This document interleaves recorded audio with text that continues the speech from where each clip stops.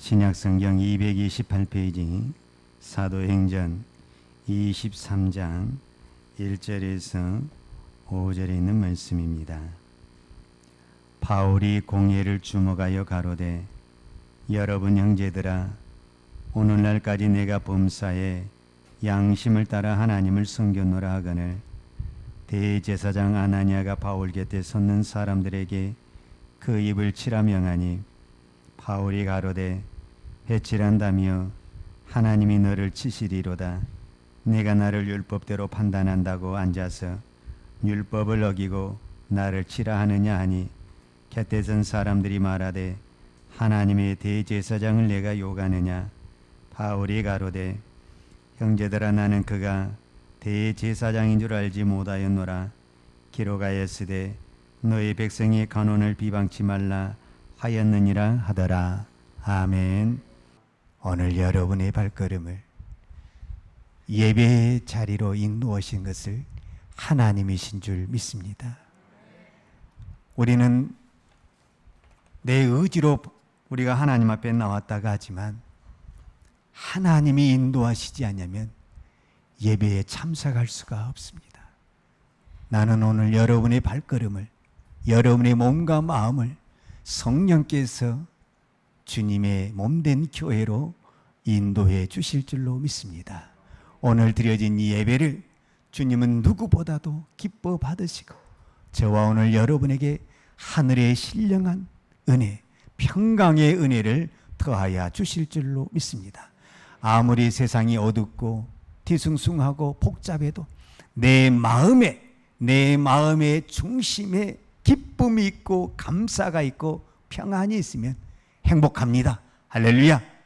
여러분 행복하시죠? 자, 오늘은 하나님께서, 성령님께서, 예수님께서 우리를 인도하시는데 여러분은 성령님께서 어디로 인도하시기를 원하십니까? 행복의 자리로, 형통의 자리로, 축복의 자리로, 고난이 없는 자리로 인도하시기를 원하십니까? 우리는 대부분 하나님께서 우리의 길을 인도해 주시기를 기도하고 또 그렇게 바라보고 있습니다. 그런데 여러분, 하나님의 인도를 받으려면 무엇을 없애야 되냐면 내가 인도하고 싶은 마음을 없애야 돼요. 그러니까 내가 인도하고 싶은 목표가 없어야 돼요. 그 말은 무슨 말이냐면 저는 하나님이 인도하는 것이 가장 좋은 것인 줄 알고 나는 따라가겠습니다. 이렇게 되면 하나님이 우리를 인도하십니다. 아멘. 근데 대부분이 우리는 목표를 딱 설정을 하는 거예요. 하나님, 나는 절대 가시밭길은 못 갑니다. 나는 십자가는 못 갑니다. 이제 여러분에게는 별로 해당이 안 되겠지만은 또 하나님 어떻게 될지, 나는 선교로는 못 갑니다. 나는 주의 종으로는 못 갑니다. 이렇게 딱 이렇게 못을 박아놓고 하나님 반드시 이 길로 인도해 주셔야 됩니다. 이미 내가 딱 정해놓은 거예요. 그래 놓고 하나님보다 인도하라는 거예요. 그러면 하나님도 인도를 안 하십니다. 하나님은 우리를 어디로 인도하냐 하면 우리가 잘 아는 시편 23편 있잖아요. 여러분, 시편 23편은 다윗의 목자이시잖아요. 자, 시편 23편 1절이 우리 다 아는 요절이냐. 여호와는 나의 목자시니 내가 부족함이 없으리로다. 왜 다윗은 내가 부족함이 없다라고 표현을 하냐면은 하나님이 인도하는 그 길을 가고 있기 때문에 부족함이 없다라고 생각을 하는 거예요. 여러분, 내가 인도하는 길을 가려고 딱 정해놓고 하나님보다 도와주라고 하잖아요. 그러면 하는 것마다 다 마음에 안 들고 부족한 것밖에 없어요. 그런데 하나님이 인도하는 길, 어차피 하나님이 알아서 할 것인데 부족한 것도 하나님의 뜻이고 넘치는 것도 하나님의 뜻이라고 했을 때, 그렇기 때문에 다윗은 나는 부족함이 없다. 그러면서 그가 시편 23편 2절에 보면 그가 나를 푸른 초장에 누이시며 쉴만한 물가로 인도하시는도다. 즉 하나님이 나를 인도하시는 것은 푸른 초장과 쉴만한 물가로 인도하신다라는 겁니다. 그런데 이제 3절이 중요해요. 3절에 보면 내 영혼을 소생시키시고 자기 이름을 위하여 의의 길로 인도하시는도다 그랬어요. 여기서 중요한 단어는 의의 길로 인도한다라는 거예요. 여러분, 의의 길이라는 것이 이제 의미가 심장하잖아요. 의의 길이라는 것은 확실한 것은 세상의 길이 아니고 내 욕심의 길이 아니고 주님이 원하시는 길이라는 거죠. 그렇기 때문에 그 길은 어떤 부분에서는 광야가 될 수도 있고 산골짜기가 될 수가 있죠. 그래서 이 의의 길을 가려고 하는 사람에게는 반드시 전제 조건이 있어요. 23편 3절을 제가 다시 읽겠어요. 내 영혼을 소생시키시고 자기 이름을 위하여 의의 길로 인도하시는도다 그랬잖아요. 그러니까 의의 길로 인도함을 받을 사람은 전제 조건이 뭐냐면 영혼을 소생시키시고, 영혼을 소생시킨다란 말은 영이 살아 있어야 된다라는 거예요. 영이 죽어 있는 사람은 의의 길로 인도를 받을 수가 없다 그 말이에요. 그러니까 다윗도 고백하기를 내가 의의 길로 인도함을 받으려면 내 영이 깨어 있어야 되고 내 영이 살아 있어야 된다라고 말씀을 하는 거예요. 우리는 다 믿음의 길을 가기로 원해요. 그런데 영이 깨어 있지 않게 되면 주님의 음성을 듣지를 못하게 됩니다. 주님의 음성을 듣지 못하게 되면 나는 내 길을 가면서도 주님이 인도하는 길이라고 착각할 수가 있습니다. 그래서 오늘 우리가 가는 길보다도 더 중요한 것은 내 영이 살아있느냐 죽어 있느냐, 내 영이 잠자고 있느냐 깨어 있느냐가 중요하다라고 말할 수 있습니다. 제가 오늘 이 말씀을 드리냐면 오늘 사도행전 23장 1절 방금 우리가 이 말씀을 보았잖아요. 사도 바울은 그 산헤드린 공회에서 지금 자기가 말을 하는데 뭐라고 말하냐면 바울이 공회를 주목하게 그랬잖아요. 이 공회가 산헤드린 공회예요. 산헤드린 공회라는 것은 로마 법정하고 약간 좀 다르는데 산헤드린 공회는 우리식으로 말하면 종교적인 재판을 하는 자리고 또 로마의 법정은 세상적인 법을 가지고 재판하는 자리예요. 그러니까 여기는 대제사장, 서기관, 사두개인 이런 사람들이 종교의 지도자들이 모여서 이 종교적 재판을 할 때 산헤드린 공회에서 이렇게 모여서 재판을 하는 거죠. 이 자리에 모여서 사도 바울이 뭐라고 말하냐면 바울이 공회를 주목하여 가로되 여러분 형제들아 오늘날까지 내가 범사에 양심을 따라 하나님을 섬겼다. 양심을 따라 하나님을 섬겼다라고 말씀하고 있습니다. 여러분, 우리가 어떤 사람을 향해서 이렇게 말을 하잖아요. 저 사람은 양심도 없네. 양심이 죽었나 봐. 그리고 어떤 사람을 향해서는 양심이 있네. 그래도 양심은 있네. 그래도 양심은 살아있네. 이렇게 우리가 이야기를 하잖아요. 오늘 여러분 양심이 살아있어요? 여러분 양심이 죽어 있어요? 저는 여기서 지금 이 산헤드린 공회는요 정말 이 종교적인 재판이지만 살벌한 재판이거든요. 왜 그렇게 우리가 생각할 수 있냐면 바로 예수님도 이 산헤드린 이 공회에서 재판을 해가지고 당신이 하나님의 이름을 모욕했다고 해서 십자가에 못 박히는 이런 결정이 난 것이거든요. 그렇기 때문에 이 산헤드린 이 공회는 어떤 부분에서는 종교적인 어떤 막강한 권세를 가지고 있는 거예요. 그런데 여기서 이 바울이 자기의 입장을 표현할 때 나는 범사에 양심을 따라 오늘 성경의 표현대로 하나님을 섬겼다라고 이야기를 하는 거예요.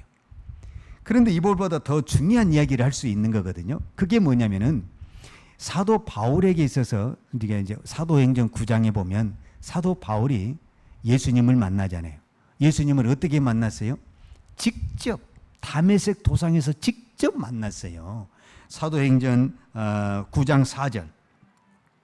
사도행전 9장 4절에 보면 사도 바울이 다메섹 도상이라는 이 길을 가다가 누구를 만나게 되냐면 예수님을 만나게 되는 거예요. 그때 예수님이 사울아 사울아 이렇게 불러서 사울을 우리로 말하자면은 하나님의 종으로 사도로 선교사로 세우는 거거든요.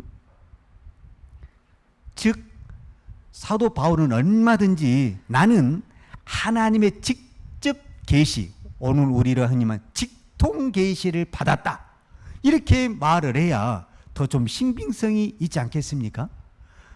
나는 양심을 따라 복음을 전했다 이 말보다 나는 하늘의 직통 계시를 받았다 이 말이 더 신빙성 있고 좀 힘 있게 보이지 않습니까? 그런데 왜 사도 바울은 자기가 직접 하나님의 계시를 받았거든요. 이게 한 번 받은 게 아니에요. 여러 군데에서 받았어요. 사도행전 16장에 보잖아요. 사도행전 16장에 보면 사도 바울이 제2차 선교 여행을 가게 돼요. 그런데 그때 선교 여행을 갈 때 사도 바울이 가고 싶어하는 것은 아시아의 복음을 전하고 싶었거든요. 그런데 성령이 이번에는 성령이 나타나셔가지고 아시아로 가지 말고 유럽, 마게도냐 지역으로 가라는 거예요. 이것이 사도행전 16장 6절 말씀이 나와 있어요. 제가 읽어드리겠습니다.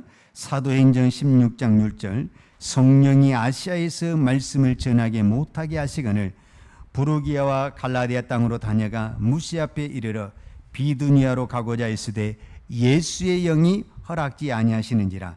무시아를 지나 두라오로 갔는데 밤에 환상이 바울에게 보이니 마게도냐 사람 하나가 서서 그에게 청하여 가로되 마게도냐로 건너와서 우리를 도우라 하거늘 바울이 이 환상을 본 후에 우리가 곧 마게도냐로 떠나기를 힘쓰니 이는 하나님이 저 사람들에게 복음을 전하라고 우리를 부르신 줄로 인정함이러라.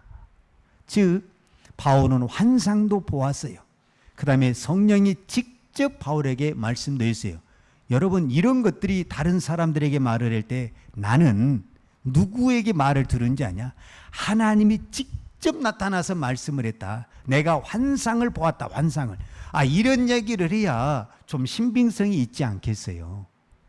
그리고 이것도 거짓말도 아니고 실제로 바울에게 나타났던 이야기잖아요. 그런데 그런 이야기를 하지를 않아요. 그리고 사도 바울이 이제 그 마게도냐 빌립보에서 선교 사역을 하다가 또 이제 여러 지역을 가다가 어디를 가게 되냐면 고린도 지역을 가게 됐어요. 그런데 여러분 우리가 이 고린도 지역을 살펴본 것처럼 고린도라는 지역은 항구 도시이면서 아주 그 도시가 타락하고 사람들이 거칠고 무서워요. 그래서 이 고린도에 가서 복음을 전하려고 보니까 바울이 우리로 말하자면 마음이 탁 웅크려 가지고 도저히 입에서 이 말이 안 나오는 거예요. 여러분 우리가 복음을 증거할 때 그런 현상이 나타나거든요. 어떤 사람이 너무 막 이렇게 무섭게 보이면 갑자기 말이 안 나오는 거예요. 이 바울에게도 지금 그런 현상이 나타나서 나는 이 지역에서는 복음을 전할 수 없을 것 같다 이런 생각을 하고 있는데 그때 또 하나님이 또 나타나신 거예요. 사도행전 18장 9절에 보게 되면 그 밤에 하나님께서 뭐라고 말하냐면 밤에 주께서 이번에 주님이 나타나셔서 환상 가운데 바울에게 말씀하시되 두려워하지 말며 잠잠하지 말고 말하라. 내가 너와 함께 있음이 아무 사람도 너를 대적하여 해롭게 할 자가 없을 것이니 이는 이 성중에 내 백성이 많음이라 하시더라. 1년 6개월을 위하며 그들 가운데서 하나님의 말씀을 가르치니라. 원래 바울은 이 고린도를 그냥 지나가고 싶었어요. 왜? 사람들이 너무 강팍하고 거칠고 도저히 복음을 받아들일지 않을 것 같은 그런 생각이 든 거예요. 그래서 나는 여기서 말고 다른 지역으로 가야 되겠다 이렇게 마음을 먹었는데 그날 밤에 주께서 탁 나타나셔가지고 두려워 말라. 내가 너와 함께 있을 것이고 누구도 너를 건들지 못할 것. 이 말씀 한 말씀 붙들고 복음을 전했어요. 1년 6개월 동안 우리가 보통 18개월 동안 거기서 전했는데 그렇게 해서 생겨진 교회가 고린도 교회입니다. 그러니까 어떤 부분에서는 바울은 이 고린도를 지나치고 싶었는데 성령께서 예수님이 친히 나타나셔서 강제적으로 복음을 증거해서 세워진 교회가 고린도 교회였다라고 말할 수 있습니다. 나중에 사도 바울은 고린도 교회에다 편지를 씁니다. 그 편지를 쓰면서 내가 이 고린도에 가서 어떻게 복음을 사역을 했던 그때 당시의 마음을 그대로 표현을 해요. 뭐라고 표현하냐면 고린도전서 2장 1절 말씀을 보게 되면 형제들아 내가 너에게 나아가 하나님의 증거를 전할 때 말과 지혜의 아름다운 것으로 아니하였나니 내가 너희 중에서 예수 그리스도와 그의 십자가에 못 박아진 것 외에는 아무것도 알지 아니하기로 작정하였습니다. 내가 너희 가운데 거할 때 약하며 두려워하며 심히 떨었노라. 이게 바울의 솔직한 고백이었어요. 그러니까 바울이 고린도 교회에 갔을 때 바울의 마음이 어떠냐면 약하고 두려워하며 심히 떨었다라는 거예요. 그래서 그 마음으로 도저히 복음을 증거할 수 없었는데 주께서 환상 중에 나타나서 두려워 말라 내가 너와 함께하리라 그 말씀을 붙들고 내가 너에게 복음을 전해서 이렇게 고린도 교회가 세워졌다라고 말씀을 하고 있는 겁니다. 제가 지금 왜 이런 얘기를 지금 계속 하는지 여러분들이 이해를 하셔야 됩니다. 자, 다시 사도행전 27장에 보면 사도 바울이 이제 로마를 갑니다. 로마를. 죄수의 몸으로 로마를 가는데 사실은 이제 현실적으로는 로마의 가이사 앞에 가서 재판을 받아야 됩니다. 그런데 실제적으로는 하나님은 그렇게 가서 그 황제에게 복음을 증거하기 위해서 간 겁니다. 근데 바울은 지금 죄수의 몸으로 가는데 로마를 갈 때 무엇으로 가게 되냐면 배를 타고 가는 겁니다. 그런데 그 배를 타고 가는 그 배에서 큰 풍랑을 만나게 되는 거예요. 그래서 이제 그 선원들과 모든 사람들이 이제는 우리는 이 바다에서 다 죽겠다. 그런 소망이 끊어질 때 그때 또 하나님이 나타나시는 거예요. 그래서 뭐라고 말을 하냐면은 사도행전 27장 23절을 보겠습니다. 나의 속한 바 나의 섬기는 하나님의 사자가 어젯밤에 내 곁에 서서 말하되 바울아 두려워 말라 내가 가이사 앞에 서야 하겠고 또 하나님께서 너와 함께 행선하는 자를 다 내게 주셨다 하였으니 그러므로 여러분이여 안심하라 나는 내게 말씀하신 그대로 되리라고 하나님을 믿노라. 아멘. 여러분 바울이 그 바다에서 모든 사람들이 이제는 우리는 다 바다에서 이 풍랑에 빠져 죽었다라고 생각을 했는데 그때 하나님의 밤에 또 나타나서 뭐라냐면 걱정하지 마라 두려워하지 말라 너는 누구 앞에 서야 된다? 가이사 앞에 서야 되고 가이사에게 복음을 전해야 된다. 그리고 너와 함께 있는 모든 사람들은 하나도 다치지 않을 것이다 라고 말씀하시는 거예요. 그리고 그 말씀대로 실제로 이루어진 것을 우리는 볼 수가 있습니다. 제가 지금 이 말씀을 쭉 살펴보면서 제가 여러분에게 하고 싶은 얘기는 그렇습니다. 바울은 하나님이 나타나셨습니다. 예수님이 나타나셨습니다. 성령님이 나타나셨습니다. 환상을 보았습니다. 우리로 말하자면 말도 못하는 신비적인 체험을 한 사람입니다. 그리고 하나님의 음성, 하나님의 직통 계시를 받은 사람입니다. 그러면은 바울은 선교할 때마다 나는 하나님이 말씀하셨다. 주님이 어젯밤에 나타나셨다. 이렇게 계속 이야기를 해야 되는데 바울은 뭐라고 말했냐면 나는 오늘 성경에 보면 내가 범사에 양심을 따라 하나님을 섬겼노라. 이렇게 말씀하시는 거예요. 여러분 왜 이 말씀이 저와 여러분에게 중요하냐면 이 시대에 정말 잘못된 거짓 선지자들이 뭐라고 말하냐면 그들은 하나님의 직통 계시도 안 받았어요. 하나님의 계시도 안 받았어요. 하나님의 환상이나 하나님의 음성도 듣지 않았어요. 그런데 뭐라고 하냐면 나는 어디 기도원에서 어디서 내가 하나님의 계시를 받았다면서 이상한 소리를 하는 거예요. 그리고 그 말을 또 믿고 따라간 사람은 더 나쁜 사람이에요, 사실은. 그런데 우리 가운데 그런 사람들이 너무너무 많다라는 거예요. 이 종말의 시대에 이 가짜로 하나님의 계시를 받지도 않았는데 하나님의 음성을 듣지도 않았는데 내가 하나님의 음성을 들었다, 하나님의 계시를 보았다, 하나님의 환상을 보았다 하면서 자기가 뭐 하나님의 대단한 선지자나 무슨 예언자 되는 것처럼 말하는 사람들이 있다 그 말이에요. 누구보다도 사도 바울은 그런 면에서 이야기하자면은 누구보다도 훌륭한 사람이죠. 이 부분에 대해서는. 사도 바울은 방금 제가 성경을 쭉 살펴보는 것처럼 하나님이 나타나셨어요. 예수님이 나타나셨어요. 성령님이 나타나셨어요. 환상을 봤어요. 이보다 더 확실한 증거가 어디 있냐 그 말이에요. 그럼에도 불구하고 사도 바울은 이것을 사용하지 않냐고 나는 범사의 양심을 따라서 이야기를 했다. 즉 하나님을 섬겼다라고 말씀을 하시는 거예요. 여러분, 이 사도행전의 저자가 누구예요? 사도 바울입니까? 아니에요. 만약에 사도 바울이 내가 이 글을 썼다고 하면은 아이고 자기가 자기 이렇게 꾸며서 썼겠네 이렇게 말할 수 있잖아요. 근데 다른 사람이 이걸 쓴 거예요. 그 사람이 누구냐면은 사도 바울의 동역자라고 말할 수 있는 그 사도 바울의 제자라고 말할 수 있는 누가예요. 누가. 그러니까 누가는 누가복음, 우리가 흔히 말하면 사복음서에 있는 누가복음을 기록하고 이 사도행전을 기록한 사람이 누가예요. 그런데 이 사도 바울의 이 모든 행적을 누가는 그 옆에서 동역하면서 보았다라는 거예요. 그걸 봐, 자기가. 그것을 그대로 기록했기 때문에 내가 이것을 기록했다면, 내가 봤다라는 것을 내가 기록했다면 뭐 자기 혼자 이야기한 것이니까 좀 신뢰성이 떨어질 수도 있겠지만 다른 사람이 본 것을 이야기해 준 거잖아요. 그렇기 때문에 이것은 거짓일 수가 없죠. 그리고 사도 바울이 이 선교 사역을 잘 감당할 수 있었던 것도 바로 하나님께서 이렇게 그때마다 힘들고 두려울 때마다 하나님께서 나타나셔서 위로해 주시고 힘을 주셨기 때문에 저는 그 사역을 감당할 수 있었다라고 믿습니다. 자, 그러면 왜 사도 바울은 나는 하나님의 계시를 받았다, 하나님의 환상을 받았다, 하나님이 직접 말씀하셨다 이렇게 표현하지 않냐고 양심을 따라 했다라고 말을 했냐. 이게 저와 여러분에게 중요한 거예요.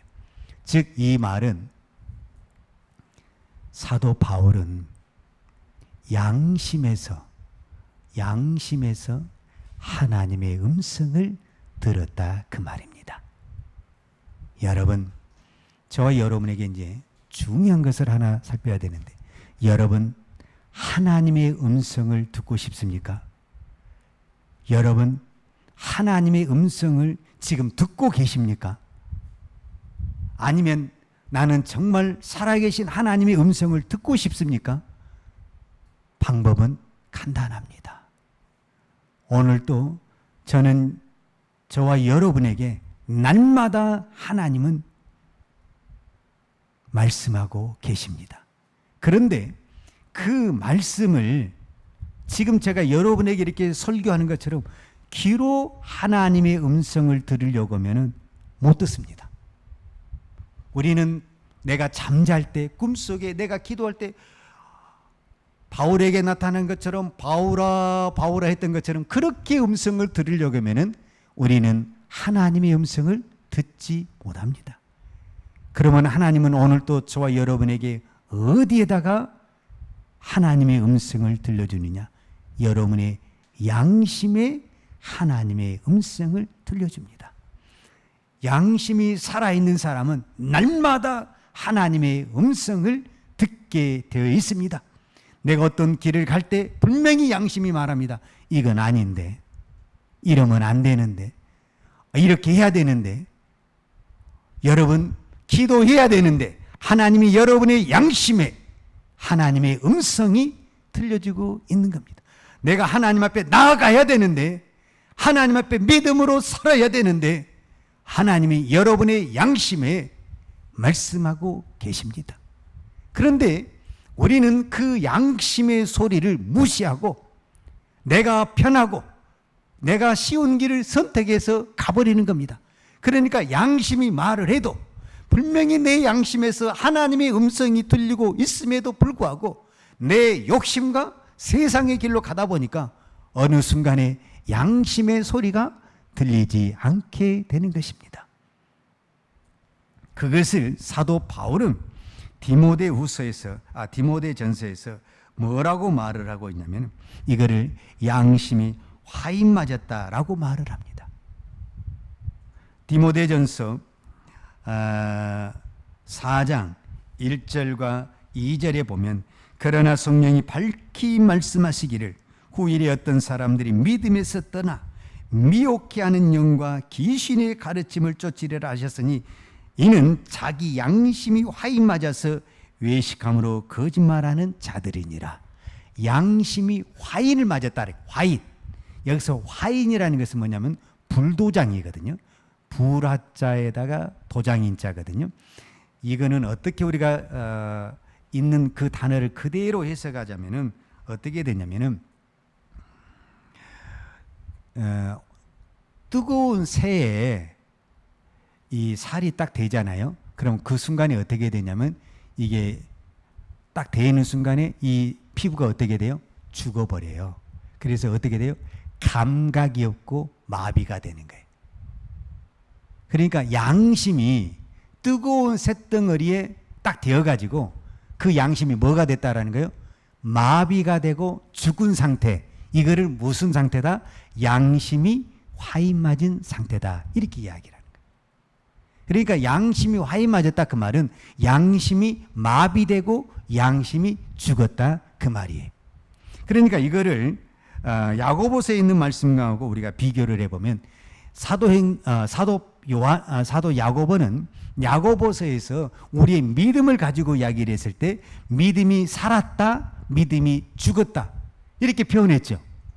여러분 어떤 믿음은 살아있다고 말하고 어떤 믿음은 죽어있다고 야고보서가 말하던가요? 행함이 있는 믿음은 살아있는 믿음이고 행함이 없는 믿음은 죽어있는 믿음이다. 이렇게 표현을 했잖아요. 이것과 똑같은 거예요. 양심이 살아있는 양심은 하나님의 말씀을 들을 수 있는 양심이고 양심이 죽어있고 양심이 마비된 양심은 하나님의 음성을 들을 수가 없으니까 당연히 믿음의 삶, 믿음의 행동을 나타낼 수가 없다. 이렇게 결론을 지을 수가 있습니다. 여러분, 우리의 믿음이 살아있느냐 죽어있느냐는 결국은 어디에 있냐면은 양심이 살아있느냐 죽어있느냐 있다 그 말입니다. 지금 제가 하고 싶은 얘기는 믿음이라는 것이 무엇을 통해서 나타나냐면 우리의 양심을 통해서 나타나게 되는 거예요. 믿음은 어떤 부분에서는 밖으로 나타나는 행위를 보는 거잖아요. 근데 그 행위는 무엇과 연결이 되냐면 내 안에 있는 양심과 연결이 되어 있다는 거예요. 양심이 살아있으면 살아있는 믿음, 살아있는 행함이 나타나게 되어 있다. 그러나 이 양심이 죽어있으면 그 믿음이 죽은 믿음으로 아무것도 나타낼 수가 없다라고 말하는 것입니다. 사도 바울은 저와 여러분에게 지금 이 양심에 대해서 이야기를 하고 있습니다. 왜 사도 바울이 이 사내들인 공회에서 나는 범사의 양심을 따라 하나님을 섬겼다고 이야기를 하겠습니까? 지금 이 사내들의 이 공회는 종교 지도자들이 모여서 누구보다도 하나님을 잘 섬기고 하나님을 위한 제사장이고 사두개이고 이런 직분자들인데 그들은 세상적으로 봤을 때 종교의 지도자들이고 누구보다도 하나님을 잘 섬기는 사람들인데 그들의 양심은 마비되고 죽었다라는 것을 말해주고 있는 겁니다. 여러분, 오늘 저와 여러분에게 이 예배를 통해서 우리가 회복돼야 될 것은 우리의 양심이 살아나야 됩니다. 우리는 날마다 하나님의 음성을 들어야 됩니다. 그리고 날마다 그 하나님의 음성을 듣고 믿음으로 순종해야 됩니다. 할렐루야! 여러분, 하나님의 음성을 듣기를 원하십니까? 방법은 하나가 있습니다. 제가 구약에 있는 말씀을 가지고 살펴보겠습니다. 그게 뭐냐면은 여러분 모세 아시죠? 모세가 하나님의 음성을 듣고 이제 애굽에 가서 10가지 지향을 하잖아요. 10가지 지향을 하죠. 자, 10가지 지향을 하는데 하나님이 중요해요. 하나님이 모세에게 1번부터 10가지 지향이 하나님은 이미 계획이 있잖아요. 모세는 모르지만 하나님은 1번부터 10번까지 계획이 있잖아요. 1번 무슨 재앙, 2번 무슨 재앙, 이렇게 하나님은 이미 그 계획이 세워 있잖아요. 그러면은 1번부터 10번까지 10번까지 한꺼번에 모세에게 가르쳐 줬냐? 여러분 한꺼번에 가르쳐 줬어요? 1번 가르쳐 준 거예요. 1번. 1번을 가르쳐 준 다음에 1번을 모세가 순종하고 나오면 그 다음에 몇 번을 가르쳐 주는 거예요? 2번을 가르쳐 주는 거예요. 10번을 가르쳐 준 게 아니에요. 그 다음에 2번을 가르쳐 주는 거예요. 그리고 또 2번을 가서 순종하고 나오면 그 다음에 몇 번을 가르쳐 주겠어요? 3번을 또 가르쳐 주는 거예요. 여러분 이해하시겠어요?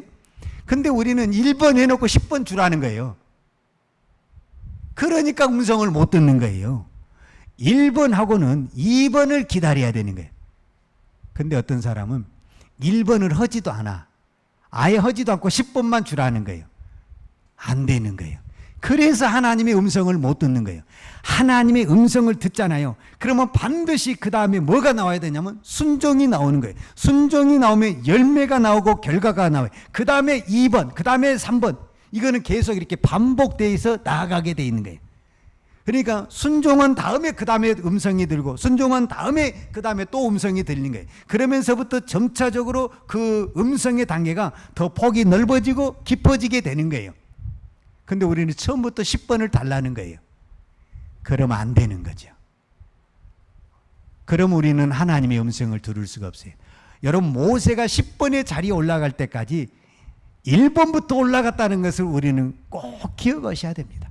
그러니까 오늘 저와 여러분이 하나님의 음성을 들으려면 지금 1번부터 시작을 해야 돼요. 1번부터. 1번부터 안 하면서 10번을 요구하는 것은 안 되는 거예요. 저는 그 1번이 무엇이냐 라고 말을 했을 때 우리가 날마다 하나님의 말씀을 묵상하는 거예요. 성경을 보는 거예요. 이 성경을 통해서 우리는 하나님의 음성, 우리가 성경을 읽을 때 그 성경 속에서 하나님이 나에게 반드시 말씀을 하십니다. 내 양심에 말씀을 하십니다. 내 눈에 딱 들어오게 되어 있습니다. 말씀이. 그리고 그 말씀이 내가 순종에 돼 있대. 그 다음에 또 눈이 떠해지고 또 다른 음성이 들려지게 되는 겁니다. 사도 바울이 이렇게 말씀하셨어요. 고린도전서 우리가 이제 디모데전서에 우리 방금 제가 화인 맞은 양심에 대해서 이야기했잖아요.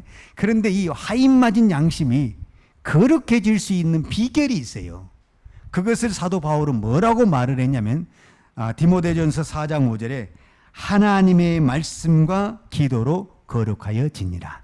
그러니까 여러분 우리의 양심을 살리는 것은 무엇이냐라고 딱 한마디로 말을 했을 때 하나님의 말씀, 기도. 아멘. 아멘. 우리의 양심을 살리는 것은 세상의 지식으로 양심을 살리는 게 아닙니다. 교양의 양심을 살리는 것이 아닙니다. 세상에 착하고 선한 것이 양심을 살리는 것이 아니라 오직 살아계신 하나님의 말씀, 살아있는 기도가 있을 때 우리의 영이, 우리의 양심이 살아날 줄로 믿습니다. 그런데 지금 우리가 지금 점점점 무엇이 무뎌져 가고 있냐면 기도하는 것과 말씀 보는 것이 점점점 무뎌져 가고 있다는 거예요. 그 말은 무슨 말이냐? 우리의 양심이 점점점 죽어가고 있다는 겁니다. 이거 심각한 겁니다. 여러분, 우리 몸속에 간이 있습니다. 간이. 근데 간이 부드러워야 건강한 거예요? 딱딱해야 건강한 거예요?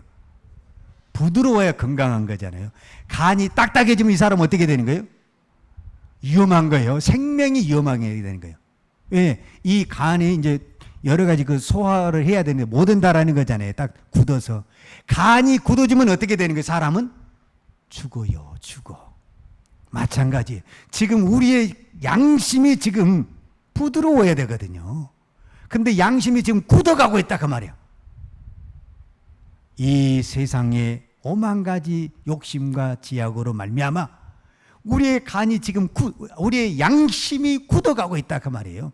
이 굳어가는 양심을 살려내야 되는데 이 양심을 살려낼 수 있는 것은 어떤 약이 아니라 하나님의 말씀과 하나님의 기도로 이 양심을 살려낼 수가 있습니다. 여러분, 제가 여러분에게 무엇을 강조합니까? 날마다 매일 성경을 해라. 날마다 날마다 하나님의 말씀을 듣고 그 말씀을 붙들고 기도해라. 그래야만이 여러분의 양심이 화인 맞은 양심이 되지 않고 굳어가는 양심이 되지 않고 살아있는 말씀이 돼서 양심이 돼서 하나님의 음성을 들을 수 있습니다. 저는 날마다 매일 성경을 하면서 하나님의 음성을 듣습니다. 제가 이렇게 설교하는 거 여러분 물론 저도 많은 책을 참고합니다. 그러나 최종적으로는 하나님의 음성에 귀를 기울입니다. 하나님, 저에게 말씀하세요. 하나님이 말씀하시지 않냐면 여러분 제 말을 듣고 여러분이 변하겠습니까? 하나님의 음성이 들려야만이 여러분이 변화되고 여러분의 영이 살아내고 여러분의 기도가 하늘나라에 올라갈 수가 있습니다. 저는 우리 모든 성도들이 하나님의 영이 살아나서 우리의 양심이 살아나서 날마다 날마다 여러분이 예배 시간에만 하나님의 음성을 듣는 것이에요. 여러분이 가정에 직장에 일하고 있을 때 길을 가다가도 주님이 여기는 가지 말라고 그러네. 그러면 그 주님의 음성을 듣고 내가 수도하고 다른 길로 가야 되죠. 주님이 여기서는 잠깐 기도하라고 그러네. 잠깐 기다리라고 그러네. 그러면 그때 주님의 음성이 분명히 있다 그 말이에요. 그 음성을 듣고 우리가 순종하게 되면 하나님이 이래서 기다리라고 그랬구나, 이래서 기도하라고 그랬구나 하는 것을 깨닫게 될 줄로 믿습니다. 그래서 날마다 날마다 여러분의 삶이 성령의 음성을 듣고 하늘의 신령한 복을 누리는 우리 모든 성도들이 되기를 축복합니다. 할렐루야! 기도하겠습니다. 사랑과 은혜가 풍성하신 아버지 하나님 감사합니다. 오늘은 이 거룩한 주일 우리가 하나님께 예비하고 또 하나님의 음성을 듣기를 원합니다.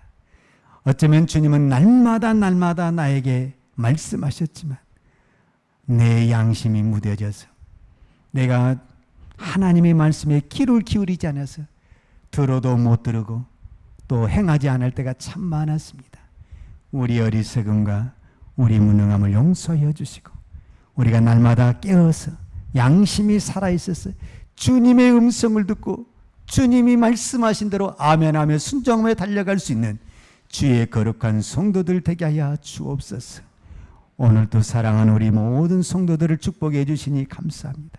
하나님, 이 한 주간도 생활할 때 주님 동행하여 주시고 주님 옆에서 말씀하여 주셔서 그의 가는 길이 의의 길로 믿음의 길로 가게 하여 주옵소서. 예수님의 이름으로 축복하며 기도하였습니다. 아멘. 지금은 우리 주 예수 그리스도의 은혜와 아버지 하나님의 무한하신 사랑과 성령님의 풍성한 은혜가 오늘도 오직 하나님의 음성을 듣고 아멘하며 순종하며 살기를 원하는 사랑하는 주의 성도들 머리머리 예와 특별히 이 나라의 민족과 한국교회에 온 열방에 나가서 하나님의 복음을 증가하는 선교사님들 머리머리 예와 사랑하는 주의 자녀들 머리머리 예 이제로부터 영원토록 함께 있을지어다. 아멘.